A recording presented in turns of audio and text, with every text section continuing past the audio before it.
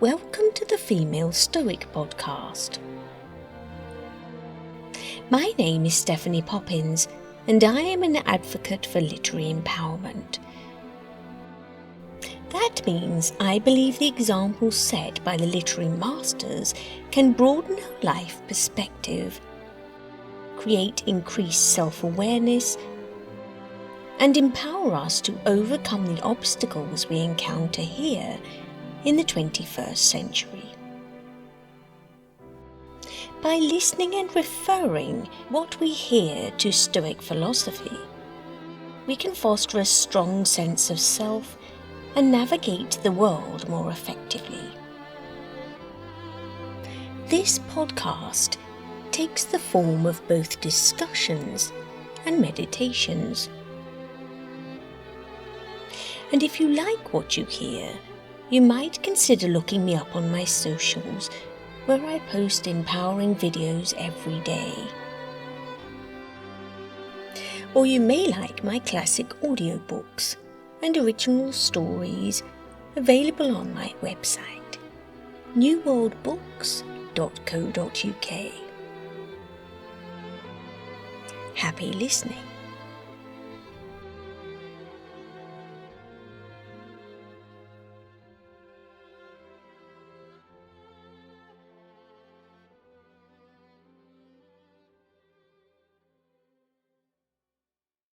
So today on the Female Stoic Podcast, we are talking about idolatry, which is the idolizing of one or another thing in our lives. Humans are inclined to idolatry. We're seeking answers all the time, and it's tempting to give fictional or unreachable characters greater value than they actually have in our lives. And this is related to both literature and dramatizations of said literature. And here at the Female Stoic Podcast, we are relating this question to literature, but obviously it can be related to many things. So in every book, the author creates a protagonist whom we either align with or we rail against. And the question is, where is the line between enjoying a flawed character and actually idolizing them?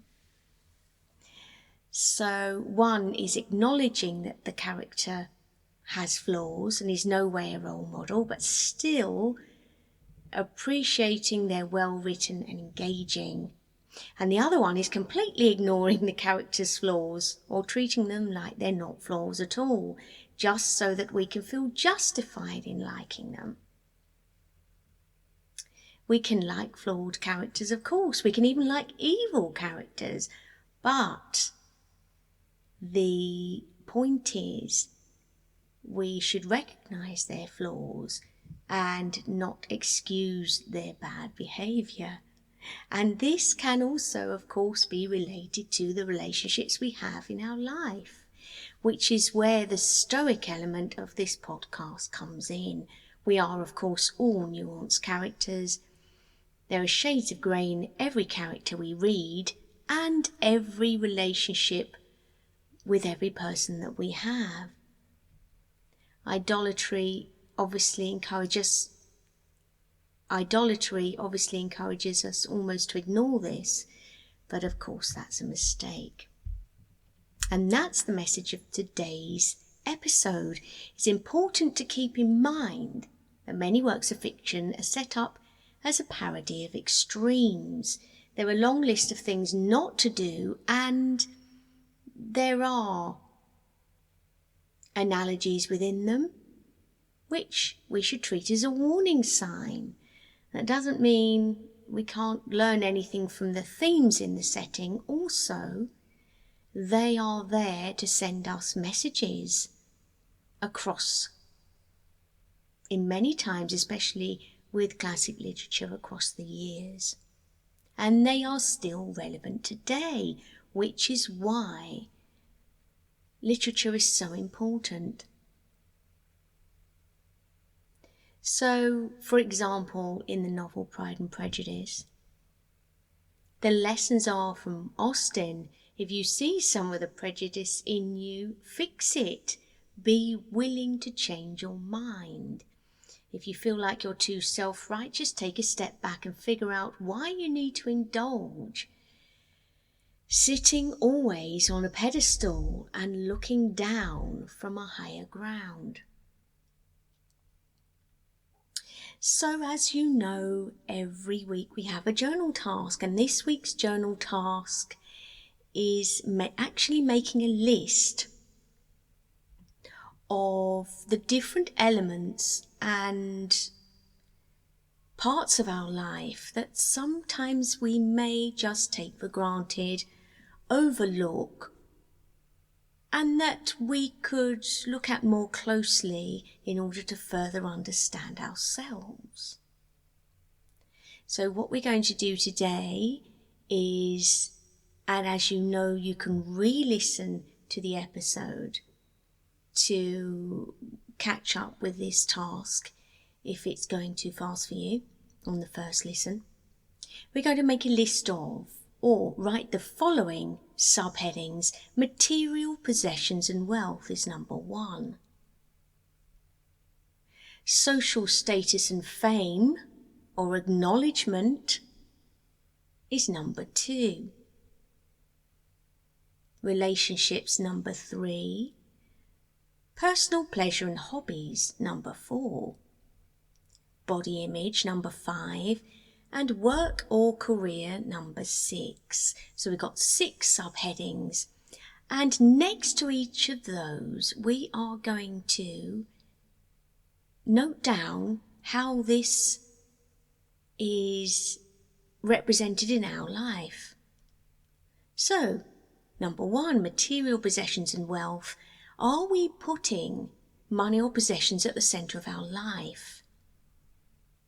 Are we idolizing those? Do we have a greater sense of importance? Do we place a greater sense of importance and value on these things? Number 2, social status and fame. Social status and, well, actually vanity is related to this. So how we discern that other people view us.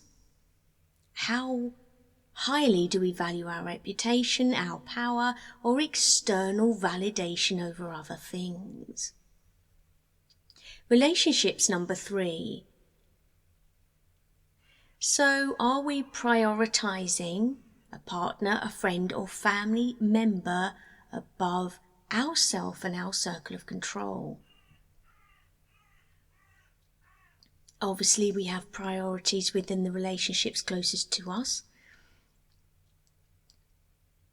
But do we have a sense of balance over how highly we prioritize those? Number 4, personal pleasure and hobbies. Allowing a pursuit of pleasure or a hobby to consume more time and energy than our focus on our well-being, so our virtue and attention that we should be paying to other areas of our life. These, in this journal task, are questions and things we should be looking at in order to maintain that stoic balance. Body image, number 5. Are we obsessing over our physical appearance to the point it becomes our most important focus? Or are we maintaining that balance and understanding it's important to honour our higher self, but this is just one element of who we are? And last but not least, number 6, work or career. Are we letting our job or career become our highest priority and idolising the idea of that power that we might experience when we're climbing the career ladder? And obviously, when we do this, if any of these elements of our life become out of balance, as we will learn about in the story we're going to look at today, There are consequences for that. And in any good work of fiction, there must be consequences for the choices the protagonists make. So, idolatry, the idolizing, for example, from the protagonist of another character, will have consequences. And the character we're looking at today is Dorothea Brooke in Middlemarch, and how she idolizes Mr. Casaubon at the beginning of the novel. If you haven't heard any of Middlemarch yet, it is available on these premium tracks on Insight Timer. And Dorothea Brooke is a young girl who is of marrying age of the time and is seeking a partner, and she is fascinated with this character, Mr. Casaubon, who's 27 years her senior and is a character who's set up as quite staid in his approach to life, and she's full of energy and inspiration and believes he is the answer to her intellectual yearning. And we come to see further in the novel that actually he's not. So the consequences of her idolatry, she's so focused on Mr. Casaubon that she is not seeing or hearing these spiritual messages, this guidance that would, if she had a sense of balance, make her realize, am I just jumping into something here? Maybe I should take my time. She has a misplaced trust of him. So she's looking for this intellectual fulfillment, and she is imagining that this one person is going to fulfill all of that for her, rather than seeking that fulfillment outside of herself in other areas of her life. She allows her life to be ruled by this man. She's letting, at this point, at the beginning of the story, her emotions dictate her actions, which, as we know, in Stoic training, we understand if you behave reactively and you let your emotions override your sense of rationality, you can make quite huge mistakes in your life. And if you are idolizing somebody else or something else as she is, that can prevent you having meaningful connections with others, because you are placing one source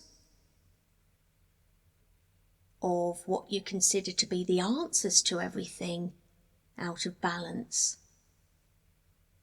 Out of alignment, you are losing the sense of your own alignment with who you are and what your purpose is. So the journal task, going back to the journal task, it's demanding of ourselves to be honest with what we spend our time, energy and affection on, and looking at it in real terms to ascertain where our focus lies and what sort of balance we have in our life. It's encouraging us, as all the journal tasks do, to maintain a sense of perspective. And at this point, we are going to dive a bit more into Middlemarch. So this character, Dorothea, she sees Mr. Casaubon as a brilliant and wise scholar to whom she can dedicate her life.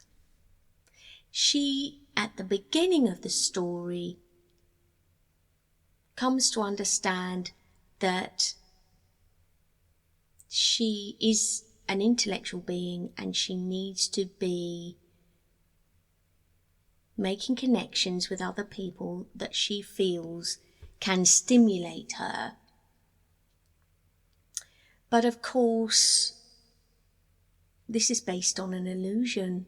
When she looks at Mr. Casaubon and admires him, she comes to realize over time that he is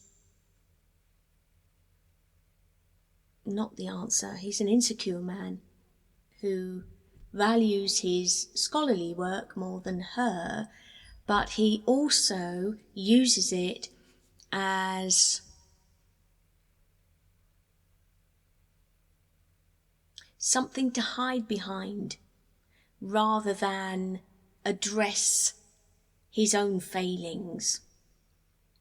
And of course, she is disillusioned when she understands that her expectations of finding a profound intellectual and spiritual connection will not be met. He has an ambition to write a massive work, his magnum opus, the key to all mythologies. And that turns her head, and she sees this as a noble and a worthy pursuit. But unfortunately, he never quite gets there. So she is set up by Mary Ann Evans, writing as pen name George Eliot. She is set up as the protagonist, as someone who is taking the higher ground initially, but who is quite an emotional being, which is in contrast to the way she is written. Her relationship is written with her sister. So Dorothea almost looks down upon her sister, and almost Mary Ann Evans almost writes in her sister Celia as a weaker, silly, more frivolous character, and yet she does Dorothea dirty by putting her into a similar situation where she leads with her heart rather than her mind, and dives into something that it takes her a long time to actually get out of, and the only way she gets out of it is when her elderly husband dies. So she's set up as somebody who's going to make a mistake, and of course she has to make a mistake in order for there to be a story. But the beauty of it is that her younger sister Celia sees this from the beginning. So we're set up with two sisters here, and this is a story that was written in a time of great change, and it's a social account. So we expect certain things as the reader initially of Dorothea, and we expect certain things as Celia, but what Eliot goes on to do masterfully is then turn everything around and in fact make us realise that you can't judge a book by its cover, and actually they both have potential to see things the other cannot, which I like, rather than just typecasting a character right from the beginning. They are pliable, malleable, and they change. So Casaubon marries Dorothea primarily because he needs an assistant for his work. He sees her as a potential helper rather than a partner with her own intellectual and emotional needs. And there is the crushing reality. Dorothea, who is originally set up as somebody who is cleverer than her sister, she realises this is a marriage of illusion.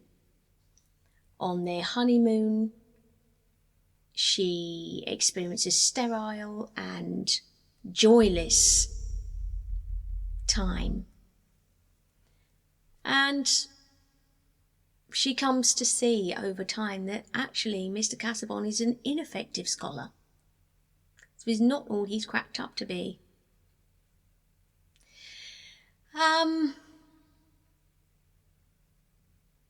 There is a saving grace, and this comes in the form of Will Ladislaw. So Will Ladislaw is Mr. Casaubon's younger cousin, and Dorothea does form a relationship with him, a friendship with him, and they meet on similar ground. But of course, Casaubon is unreasonably jealous of his younger cousin, and he then strives to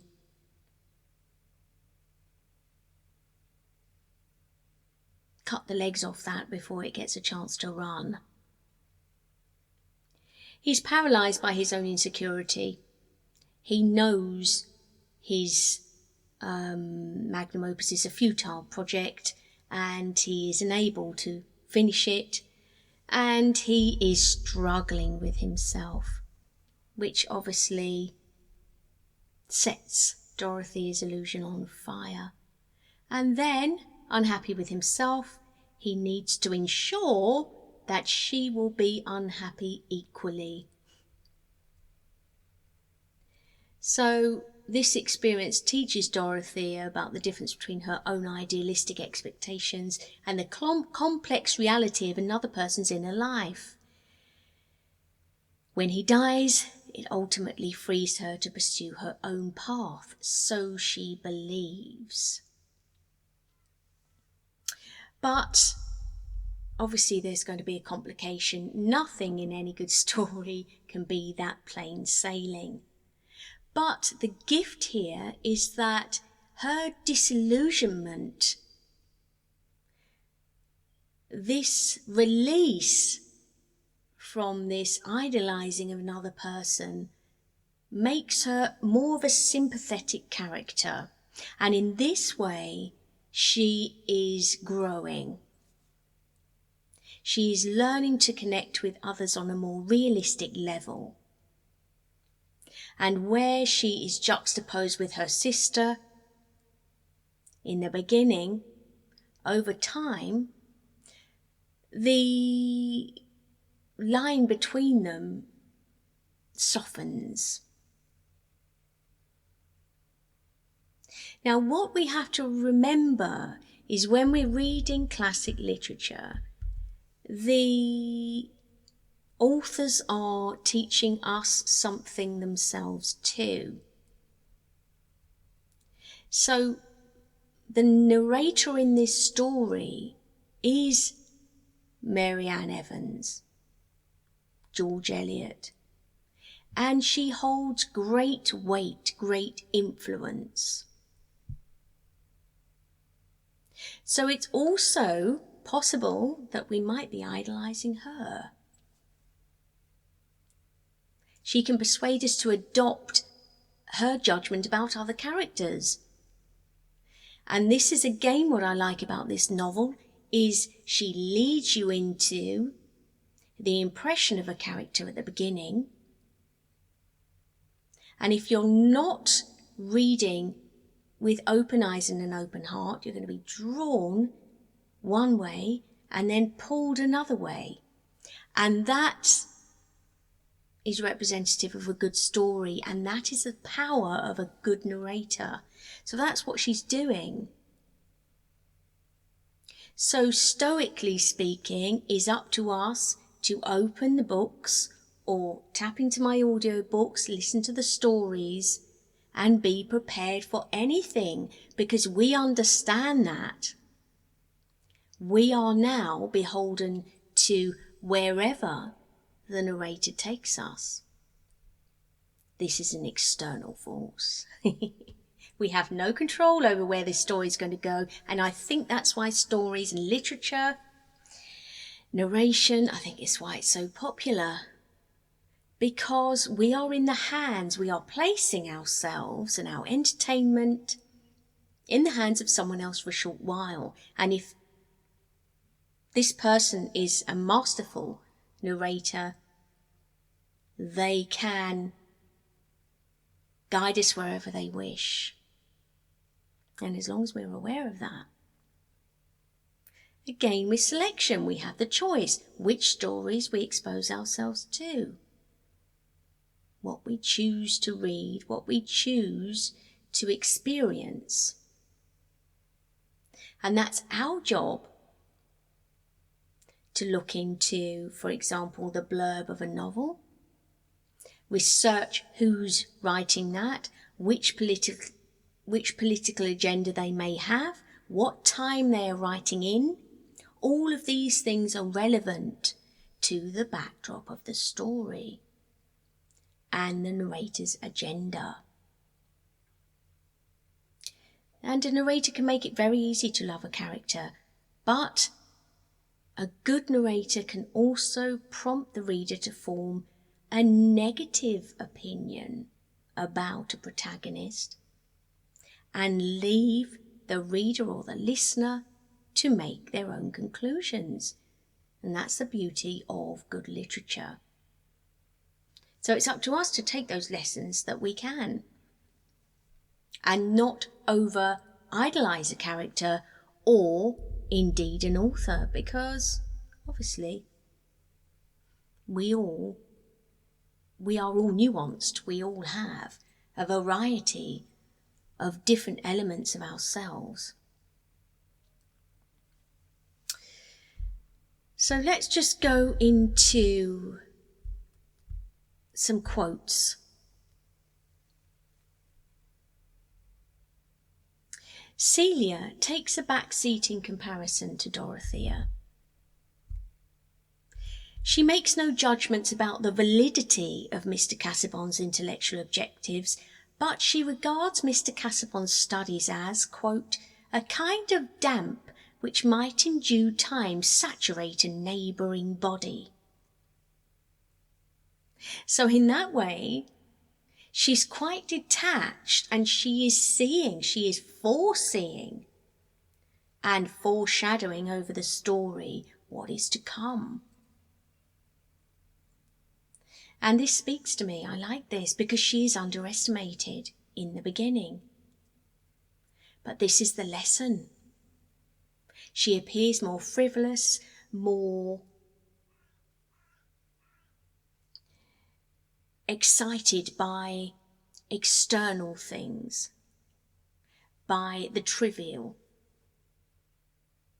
by appearances, and yet underestimated, overlooked, quieter character, less prominent. She sees from early on what Mr. Casaubon is really all about. And this lesson here is for us as Stoics in training to look at the world and look at the people that we come into contact with and understand the loudest, most prominent voice is not necessarily the most powerful. So it doesn't need to be the protagonist we learn all the lessons from. These protagonists can make mistakes, and no one is infallible, including ourselves. Each character is a lesson, and they're a contradiction and complicated collection of ideas at any one time. And in a good story, we can feed off all of the different characters. They are placed in that story for a purpose, for a reason, for a lesson. And of course, none of them are the answer. It's up to us to find the answers within ourselves. So we are learning from each different character. And Mary Ann Evans here, she's capturing Celia's sense that Mr. Casaubon's learning could have, in the future, have unpleasant effects for Dorothea.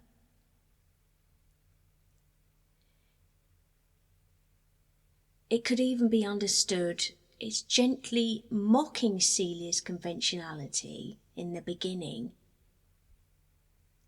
but then embracing it in the end, because her voice has been, well, maybe it wasn't so bad to be a little bit sensible after all. And this is the narrator's strategy in Middlemarch. She's chronicling Casaubon's own experience of courtship and marriage, and she creates irony by describing his consciousness in language he wouldn't have used. So, another quote. Casaubon experiences a slight disappointment at what he expected would be the joy of his engagement. The narrator recounts his thoughts as follows. He determined to abandon himself to the stream of feeling, and perhaps was surprised to find what an exceedingly shallow rill it was. He concluded the poets had much exaggerated the force of masculine passion. Casaubon does not find marriage a rapturous state, but instead a new pain. That the closeness of marriage is exposing his incapacities to his intelligent young wife, and he then suspects she is joining the cold, shadowy, unapplausive audience of his life. So Dorothy is looking for an answer, idolatry. Mr. Casaubon is looking for an answer, although he doesn't idolize Dorothea, but he's pinning all his hopes on her, and we come to see in this novel that leads to disaster. And this is the message of the day. And if we look at Stoic philosophy, it advises us against idolizing people or things, because, say the Stoic masters, true virtue and happiness are internal and not found in external forces. False worship is placing our fulfillment and sense of self-worth in the hands of something imperfect and uncontrollable. Dorothea is unperfect. Mr. Casaubon is unperfect. And placing their fulfillment and sense of self-worth in each other is a mistake.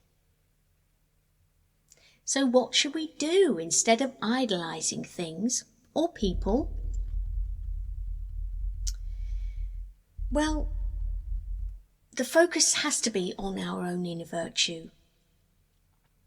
As we've learned so many times on this Female Stoic Podcast, the dichotomy of control dictates that virtue is the sole good, is found within our own mind and character, and we have 100% control over this.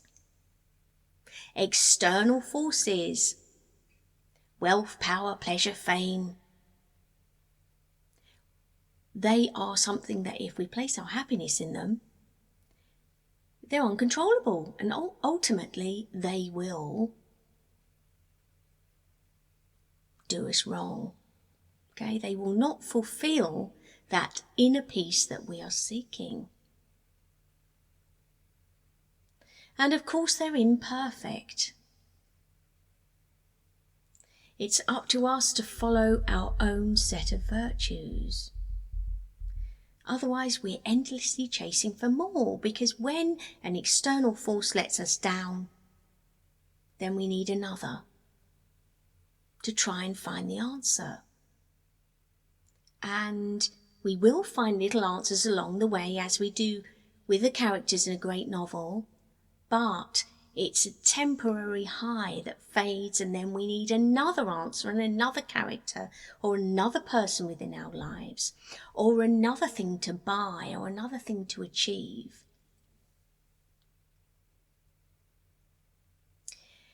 So the journal task today was us trying to become aware of the idols we're chasing in our own life, to identify what's motivating our actions and understand that this chase won't lead to true fulfillment.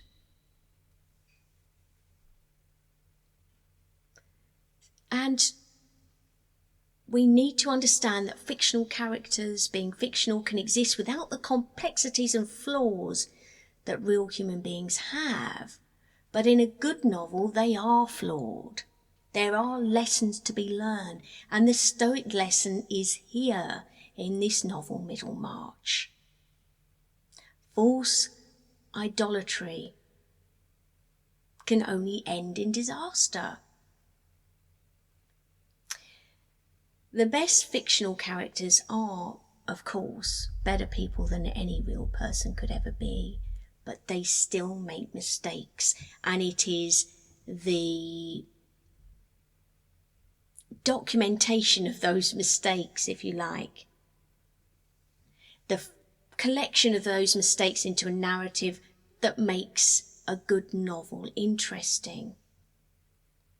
But many fictional characters are written to exhibit a virtue that's really a good thing. We should aim to be as compassionate as Anne in Anne of Green Gables. But we also should understand that she makes mistakes too. We understand that a world will be a better place if we're all as stoic and calm as Jane Bennet, and forgiving. But we understand that at some points in the novel Pride and Prejudice led her to be compromised.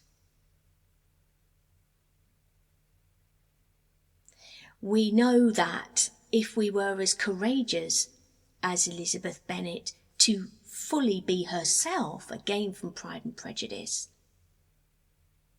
that can lead to misinterpretation and compromise of our own well-being and inner peace. So the message of today is pick our role models wisely and consider idolatry is not the answer, and we should be looking within ourselves for the answers to the questions that we have every day, especially if we have the support of our journal work and tapping into the dichotomy of control and being aware of exactly what we can control and what we can't. Bye. Hey, Stephanie here. Thank you for listening to the Female Stoic Podcast. It is an honour, and I just want to say I really appreciate you being here. It's amazing the power of women in literature and the Stoic messages they have to share. Please, if you can, return the favour by spreading their words and sharing this podcast far and wide so more of us can benefit from their wisdom. And don't forget to leave a review if you like what you heard. See you next time.